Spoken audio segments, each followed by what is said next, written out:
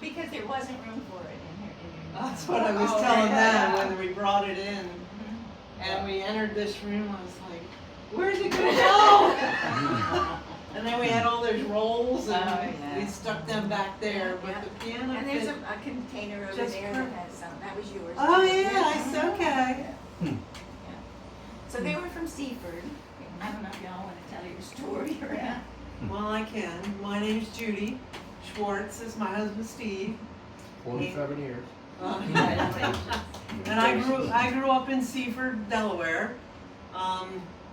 My mother grew up on a farm between Seaford and Georgetown in the little community generally known as Middleford. And she grew up on a farm that her father had inherited from his father, and originally it was like a 1,200 acre farm. My great grandfather farmed it, back in the late 1800s, and he became known as Brandy Jim because he had a peach orchard on the farm, and he produced brandy that he gave to or sold to, I don't know, the neighbors and the people that worked on the farm. So that's what he became known as. It was on Hastings Farm Road, which is, well, it got named many, many years later, but that's what it's called now. So my mother grew up on the farm. I, of course, would visit my grandparents there, and this always sat in the parlor. And we would try to play it. We'd go under the stairs, going to upstairs, and in the little closet under the stairs were all these old piano rolls. And we'd pull them out and try to play it. And it, like all the notes didn't work. Like, it'd just be 3 or 4 notes, and we're like, well, that doesn't sound like a song. But we'd do it anyway. And so later, I guess my grandfather was still living, because I was in college in the mid-70s, and I was bored during the summer. I worked, I had a job at the Safeway, but I was bored.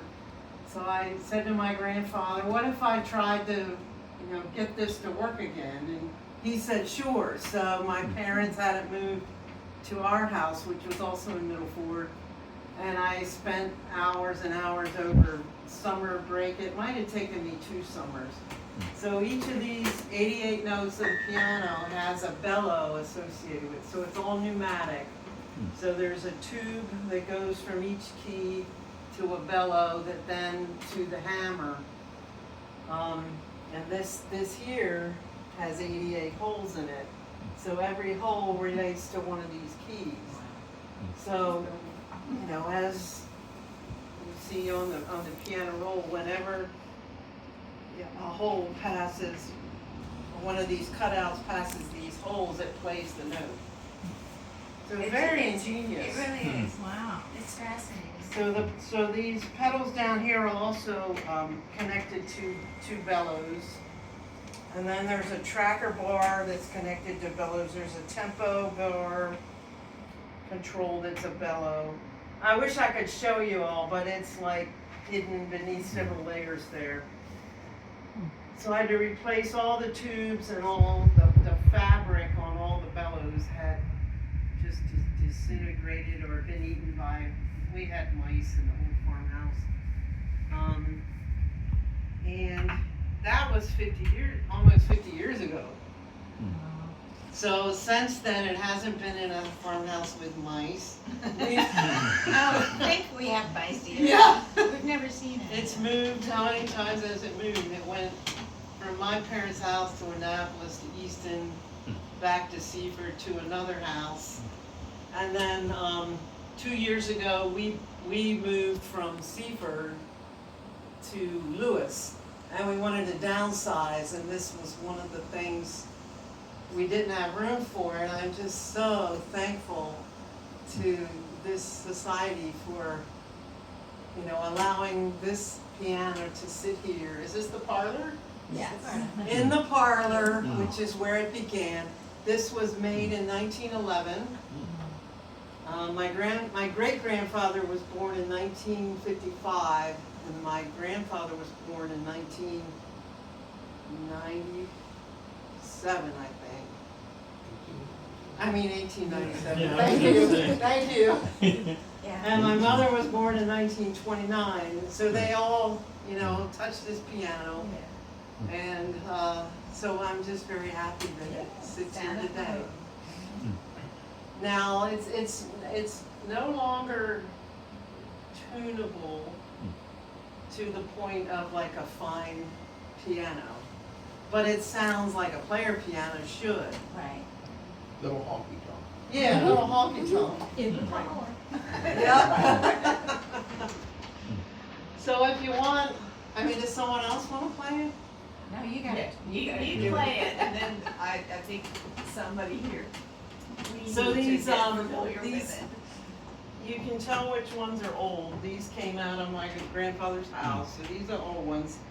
These rolls like this, they were manufactured by the QRS company in Buffalo, New York. So my husband's was born in Buffalo, so he has family in Buffalo. So we connected through this piano to the QRS factory in Buffalo, and toured that factory many years ago, and it's no longer making these rolls, but at the time it still was. That was like back in the late 70s, early 80s. We had kids, so. No, when we went to the QRS. Okay, so I'm gonna try to play one of the old ones. I don't know, does anyone know the song Lay My Head Beneath a Rose? Oh, it's my favorite. No.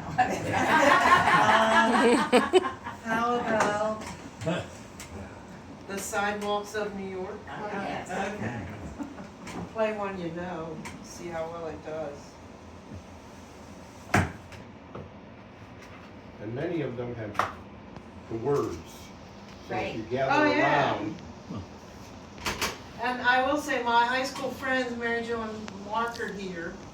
And Mary Jo has some history with this piano too, because we used to have parties and we would Sit around and sing, Yep.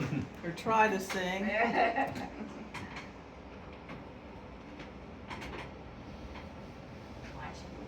Right. Put a lot of pressure on me, Okay, so there's a tempo usually at the beginning. It tells you what speed to play it. All right, I know, Dave. I'm gonna be watching. Where is the Sorry, tempo? Huh. Usually you see a number coming up. You know, and these marks along the way tell you whether it's to play it soft or play it loud. Okay.